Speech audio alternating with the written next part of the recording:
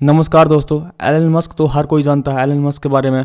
अभी Elon Musk ने एक फार्मूला बताया है चाइना और ताइवान के जो अभी युद्ध होने की जो संभावना उसको लेकर उन्होंने एक फार्मूला दिया, इसके बारे में बात करेंगे।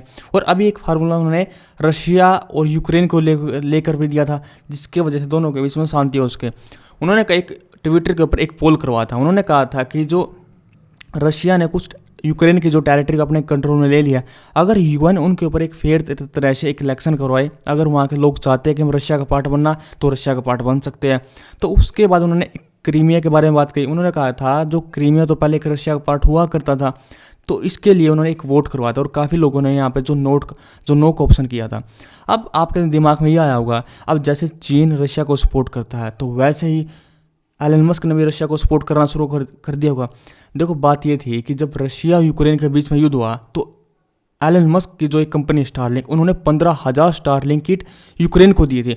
अब इसकी आप इंपॉर्टेंस इस बात से लगा सकते हो कि जो यूक्रेन के जो उप प्रधानमंत्री है, जिनका नाम है मिखाइलो फेडोरोव, उनके ने कहा था कि जो स्टारलिंक की वजह से जंग में यूक्रेन को बहुत ज़्यादा फायदा हुआ है और इस इंटरनेट सेवा से वहाँ की जो ट्रेन अब भी चल रही है और जिन इलाकों को यूक्रेन ने रूस के कब्जे से छुड़वाया है, वहाँ पर स्टारलिंक की मदद से इंटरनेट सेवा शुरू हो पाई है और सरकारी एजेंसियों के बीच सारा कम्युनिकेशन इसी के जरिए हो रहा है और जंग के मोर्चे से लेकर ड्रोन उड़ाने तक सब स्टारलिंक की सर्विस के कारण हो रहा है। और अगर ये सेवा बंद हो जाए तो यूक्रेन हथियार डालने को मजबूर हो जाएगा। ये बात उन्होंने कही थी। अब हुआ ये कि अब की बात करें क्या हुआ। अभी जो एलन मस्क थे, जो फाइनेंशियल टाइम के जो पत्रकार हैं, उनसे बातचीत कर रहे थे और इनके मन में थोड़ी बहुत दया भावना जागी और उन्होंने कहा कि हमने रशिया और यूक्रेन के बीच में तो शांति समझौते के लिए बात करती है। अब उन्होंने कहा कि जो अभी चाइना और यूक्रेन की जो युद्ध होने की जो संभावना लग रही है, उन्होंने एक फार्मूला दिया। उन्होंने कहा कि अगर हम चाइना को ताइवान को एडमिनिस्ट्रेटिव जोन बना देते हैं चाइना का, जैसे 1 कंट्री 2 सिस्टम के अकॉर्डिंग, जैसे कि चाइना का पार्ट तो रहेगा बट इसकी अपनी खुद की एक पावर, खुद की एक आज़ादी रहेगी, जैसे हांगकांग की है। अभी एक बात समझ में नहीं आती कि अभी जो युद्ध होने की जो अभी संभावना बढ़ी है, किस चीज़ को लेकर बढ़ी है। जो अमेरिका की जो नैन्सी पेलोसी थी, अभी वहाँ पर गई थी।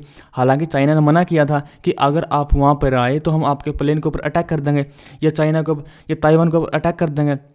ये फिर भी नहीं मानी, फिर भी क्या है, ये ताइवान पहुँची। तो उसके बाद चाइना ने अटैक करना शुरू कर दिया। तो एक तरह से जो अमेरिका सपोर्ट करता है ताइवान की जो इंडिपेंडेंस, उसकी सोवरेनिटी को, और दूसरी तरफ जो एलन मस्क ये बात कर रहे हैं, उसको चाइना को पकड़ाने के लिए बात कर रहे हैं। अगर मैं 1 कंट्री 2 सिस्टम की बात करूँ, कहाँ से हांगकांग जो चाइना का है, अभी हुआ ये था कि जब पहले हांगकांग के ऊपर ब्रिटिश हुकूमत करते थे, तो उसके बाद आगे चलकर जो ब्रिटिश और चाइना के बीच में काफ़ी बार विवाद हुआ, काफ़ी बार जंग हुई। तो उसके बाद आगे चलकर जो ब्रिटिश के जो प्राइम मिनिस्टर थे, जिनका नाम था मार्गरेट, और चाइना के जो चेयरमैन थे, जिनका नाम था डियांग जियाओपिंग, के द्वारा 1984 के अंदर ब्रिटिश ज्वाइंट डिक्लेरेशन एक फॉर्म साइन हुआ और जिसके अंदर यह कहा गया था कि आगे चलकर 1997 को या ब्रिटिश को जो हांगकांग है चाइना को हैंड ओवर कर दिया जाएगा। 1 कंट्री 2 सिस्टम के अकॉर्डिंग काम कर रहा था। अगर मैं बात करूँ, चाइना का पार्ट बनकर रहेगा बट इसकी अपनी खुद की आज़ादी होगी, जैसे कि इंडिपेंडेंट जुडिशियल पावर होगी। अगर हांगकांग की और बात करें, जैसे फ्रीडम ऑफ स्पीच है, प्रेस के अंदर बात करें, अब जो चाइना के पास नहीं है, इसका अपना खुद का एक फ्लैग है, खुद का एक पासपोर्ट भी है, अपने खुद की एक पॉलिटिकल फ्रीडम भी है अपनी इनकी। अब देखो, अब बात करें जब 1997 को ये चाइना को पकड़ा दिया था हांगकांग, अब क्या अभी तक इतने साल हो गए, क्या अभी तक वहाँ पर जो फ्रीडम है, जो डेमोक्रेसी, वो भी ठीक ठाक है? ऐसा तो नहीं है। 2003 से ही हांगकांग की इमेज बदलना शुरू हो चुकी थी और 2014 के अंदर आके जो एक मूवमेंट चला था, जिसको हम अम्ब्रेला मूवमेंट के नाम से जानते हैं, और इस मूवमेंट के बारे में बात कर लेते हैं, क्या क्या कुछ हुआ था। देखो, बात ये थी, जब 2014 के अंदर जो अम्ब्रेला मूवमेंट चला था, तो उसके अकॉर्डिंग जो चाइना ये बात कह रहा था कि 2017 के अंदर जो हांगकांग के अंदर जो इलेक्शन होंगे, वो एक तरह से लोकतंत्र ढंग से होंगे बट चाइना के कंट्रोल में होंगे। जैसे कि हांगकांग का एक लीडर होता है जिसको हम चीफ एग्जीक्यूटिव के नाम से जानते हैं, तो उसके जो उम्मीदवार को जो चयन होगा, जो चीन की 1200 कमेटी है, जो 1200 सदस्य वाली जो कमेटी है, वो चयन करेगी इसका। और अगर बाई चांस चीन की जो कमेटी है 12 सदस्य वाली वो करेगी, तो वो फिर तो वही काम करेंगे ना, जो चीन को सपोर्ट करता है उसको ही सदस्य बनाए जाएंगे, उसको हांगकांग का लीडर बनाएंगे। अब बाई चांस कल को फिर हांगकांग के अंदर कोई प्रोटेस्ट होते हैं तो वो तो चाइना को सपोर्ट करेगा, फिर वो डेमोक्रेसी, वो फ्रीडम, वो कहाँ पर रही है? तो उसके बाद आगे चलकर चाइना ने एक 2020 के अंदर एक नेशनल सिक्योरिटी का लॉ वो भी लेके आया था। अभी बात करें एलन मस्क ने जो अभी चाइना और ताइवान को लेकर जो बात कही है, तो उसके ऊपर चाइना का क्या बयान था। अब चाइना तो सपोर्ट ही करेगा। चाइना ने कहा जो एलन मस्क ने कहा वो ठीक है, और वही दोनों के बीच में युद्ध को शांत करवा सकते हैं, और ये वही चाइना को समझते हैं। ये बात उन्होंने कही। उसके बाद अब उसके ऊपर बात करें ताइवान का क्या रिएक्शन था। ताइवान ने कहा कि हम भले ही सेमीकंडक्टर का हब हो, बहुत सारे जो प्रोडक्ट हो सेल करते हो, बट हम जो अपनी आज़ादी है, जो अपनी डेमोक्रेसी है, उसको सेल नहीं करते। अब जैसे कि हांगकांग के अंदर 1997 को उसको सौंप दिया था। अब कितनी ज़्यादा डेमोक्रेसी है, कितनी ज़्यादा फ्रीडम, और धीरे धीरे उसको चाइना कैप्चर कर रहा है ना अभी। अब बात करें चाइना ने जो एलन मस्क ने ये बात कही क्यों।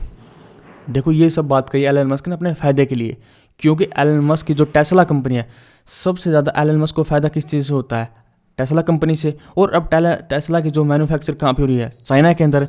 अब चाइना के अंदर जो सबसे दुनिया में सबसे जनसंख्या वाला देश भी में है, और इतने ज़्यादा लोग अब टेस्ला कंपनी की जो कार उसको पसंद भी कर रहे हैं, और एलन मस्क को बहुत सारा यहाँ से रेवेन्यू जनरेट भी हो रहा है। अब मैं बात करें इस ग्राफ के अंदर, आप यहाँ पर देखना 2021 के अंदर से मतलब लगातार ये ग्राफ बढ़ता चला गया, कितना ज़्यादा मुनाफा हुआ। फिर सेकंड क्वार्टर की बात करें, थर्ड क्वार्टर की बात करें, और लोग इसकी जो कार है उसको पसंद भी कर रहे हैं। और कम से कम सितंबर की बात करो, सितंबर महीने के अंदर 10,878 कार जो सेल हुई थी, और हर साल बाई साल 30% इसका इंक्रीज देखने को मिल रहा है। अब एलन मस्क इसलिए नहीं चाहते कि दोनों बीच में युद्ध हो। अब जैसे कि रशिया और यूक्रेन के बीच में युद्ध हुआ था, तो अमेरिका ने क्या किया था, रशिया के ऊपर जो भर भर के सैंक्शन लगा दिए थे, और सैंक्शन के चलते वहाँ की जो अमेरिका की जो कंपनी थी उनको निकलना पड़ेगा वहाँ से। और अभी बाई चांस कल को चाइना और ताइवान के बीच में युद्ध होता है, तो अमेरिका क्या करेगा, चाइना के ऊपर सैंक्शन लगाएगा। अब सैंक्शन के चलते वहाँ जितनी भी जो कंपनी है उनको निकलना पड़ेगा, और बाई चांस कल को चाइना निकलना पड़ जाए तो उसको कितना ज़्यादा नुकसान होगा। अब कितना ज़्यादा चाइना यहाँ से कितना ज़्यादा रेवेन्यू जनरेट करा, बाई चांस कल को युद्ध होगा, उसको निकलना पड़ जाएगा, तो कितना ज़्यादा उसको घाटा होगा यहाँ पे। इसलिए एलन मस्क नहीं चाहते कि दोनों के बीच में युद्ध हो, और इसलिए उन्होंने ये बयान यहाँ पे दिया था।